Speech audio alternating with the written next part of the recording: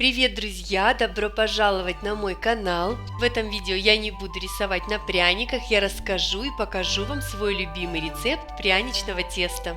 Ставьте лайк и подписывайтесь, приятного просмотра! Пряничное тесто бывает разным, от самого простого варианта сахарного печенья до козульного, но остановилась я именно на этом варианте. По этому рецепту я пеку пряники для росписи сейчас и последние года 3, наверное.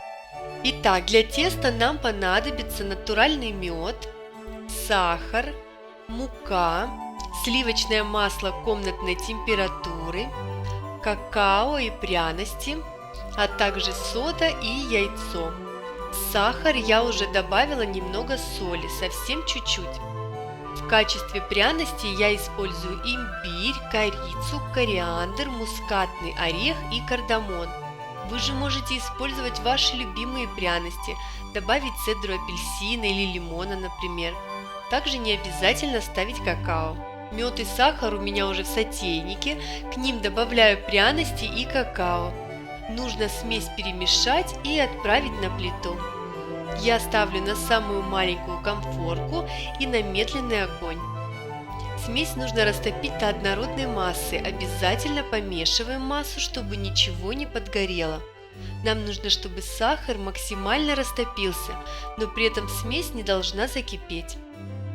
Когда появится пена и масса вот-вот закипит, выключаем огонь и добавляем соду. Внимание! Масса начнет очень сильно увеличиваться в объеме и пениться, в 2-3 раза станет больше.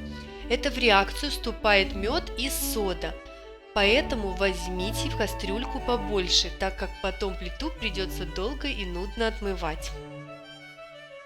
Когда пена немного успокоится, добавляем масло и помешиваем, пока масло полностью не растопится. И отправляем смесь охлаждаться. Сейчас уже прохладно на улице, я вынесла смесь на балкон и минут 30 дала ей там постоять.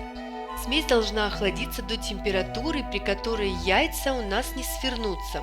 Яйца сворачиваются при температуре выше 60 градусов Цельсия. И нам еще должно быть комфортно вымешивать тесто руками, но оно не должно быть очень холодным, смесь должна быть теплой, иначе сахар растопленный и масло просто станут твердыми и не получится замесить тесто, поэтому следите за этим. Пока смесь охлаждается, можно взбить яйцо до однородной массы. Смесь уже охладилась до нужной температуры, проверяю я это градусником. Если у вас нет такого градусника и чтобы наверняка избежать сворачивания яйца, просто аккуратно, медленно, тонкой струйкой вливаем яйцо в смесь и активно помешиваем ее при этом. Я вливаю яйцо спокойно, так как знаю температуру, и перемешиваю до однородной массы.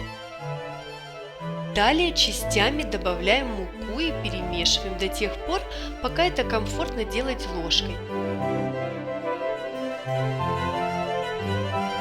Когда смесь достаточно густая и мешать уже трудно, продолжаем замешивать тесто руками на рабочей поверхности. Выкладываю тесто на присыпанный мукой стол и хорошенько вымешиваю его до гладкого однородного состояния. В процессе вымешивания постепенно подсыпаем муку, но немного, а малыми порциями, ровно столько, чтобы справиться с липкостью теста.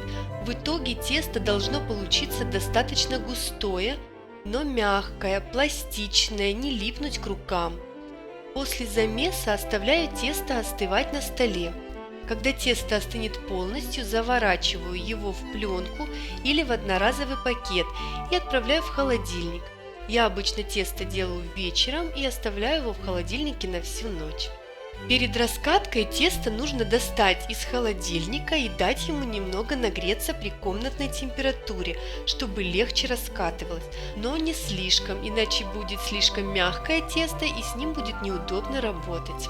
В этом видео я пеку пряники достаточно простой формы, которые я вырезала из бумаги. Скачать их можно будет по ссылке в описании. Также я вырезаю трафареты из картона, если эти формы часто используются, так как бумага быстро приходит в негодность. Также буду использовать вот такие формочки для пряников, пластиковые и металлические у меня.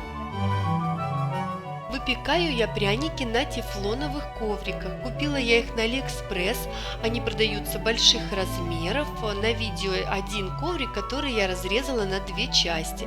И как раз на 2 противня мне его хватило. Коврики слегка посыпаю мукой, они у меня уже достаточно старые, и бывает, что пряники к ним пристают. Раскатываю я тесто на силиконовом коврике. Чтобы пряники были одной толщины, по бокам теста можно положить деревянные планки или по 2 деревянные линейки и по ним уже раскатывать тесто.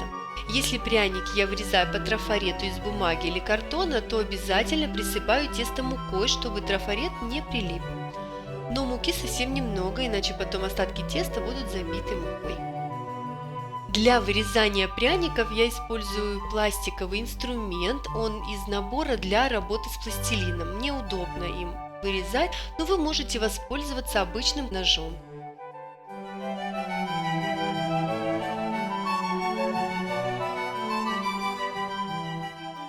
Пряничное тесто мне нравится по нескольким причинам. Во-первых, пряники получаются очень вкусные, я их очень люблю, в них есть мед, жженый сахар, любимые пряности. Во-вторых, тесто не нужно раскатывать сразу на пергаменте или на коврике, на котором выпекаются пряники, а изделие можно переносить на противень. Мне так удобнее. И в-третьих, его можно долго хранить благодаря натуральным природным консервантам.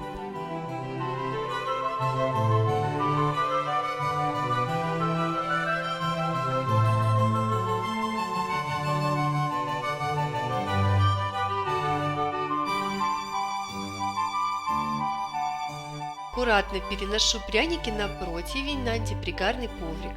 Обязательно нужно между пряниками на противне оставить свободное место, так как они при выпечке увеличиваются в размерах. Пряники я выпекаю в электрической духовке с конвекцией при температуре 175-180 градусов Цельсия. В среднем пряники выпекаются минут 12, но время зависит от вашей духовки, от наличия конвекции и, соответственно, от размера пряника. Чем больше пряник, тем дольше его нужно выпекать. Чтобы пряники были более плоскими, их нужно аккуратно переложить вместе с ковриком на стол и сверху чем-то придавить.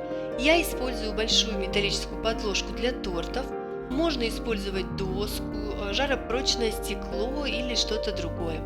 Но, внимание, пряники должны быть сразу из духовки, очень горячими. Чтобы горячий пряник не прилип вдруг к доске, можно накрыть его пергаментом. Готов пряник или нет, можно определить, слегка надавив на центр пряника, и если тесто упругое, пружинит, вмятины от пальца не остается, пряник готов. Из такого теста можно выпекать пряники для росписи и пряники потолще с начинкой. Оно прекрасно подходит для выпечки пряничных домиков, шкатулок и других сложных объемных конструкций. Далее даю пряникам полностью остыть и перекладываю после их для хранения в пластиковый контейнер. Пряники храниться могут до 6 месяцев с глазурью или без. Пряники с глазурью хранить нужно при определенных условиях. Сухое, темное место, без прямых солнечных лучей. Их нужно упаковать в герметичный контейнер, а лучше еще каждый пряник предварительно упаковать в пакетик.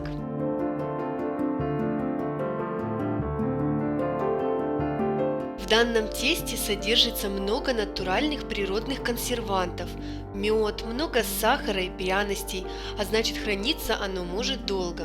В холодильнике тесто, завернутое в пластиковый пакет или пищевую пленку, продержится до 2 месяцев. Лучше положить его еще и в контейнер. В морозильной камере такое тесто сохранится в течение 6 месяцев. Но учитывайте, что со временем даже хорошая морозилка иссушит тесто, и готовые изделия будут не такими пышными и ароматными. Пряники быстро черствеют, особенно в отопительный период, когда воздух сухой и теплый, поэтому долго держать их вне контейнера не советую. Вернуть пряникам свежесть можно следующим образом. На ночь положите в контейнер с пряниками кусочек свежего хлеба или дольку фрукта, обычно это яблоко. Пряники очень гидроскопичные, это значит, что они отдают влагу в сухой среде и впитывают в себя влагу во влажной среде, поэтому они впитают влагу хлеба и станут опять мягкими. Внимание! Не ставьте хлеб или фрукты в контакт с пряниками, а тем более с глазурью, так как они от этого размокают и теряют внешний вид. Глазурь вообще боится влаги, поэтому нельзя готовые пряники хранить в холодильнике. Если у вас есть вопросы по поводу рецепта или хранения пряников, можете написать их в комментарии, постараюсь на каждый вопрос ответить. Благодарю вас за просмотр. Надеюсь, видео вам понравилось и было полезным. Подписывайтесь на мой канал, впереди еще будет много интересного. Всего вам доброго!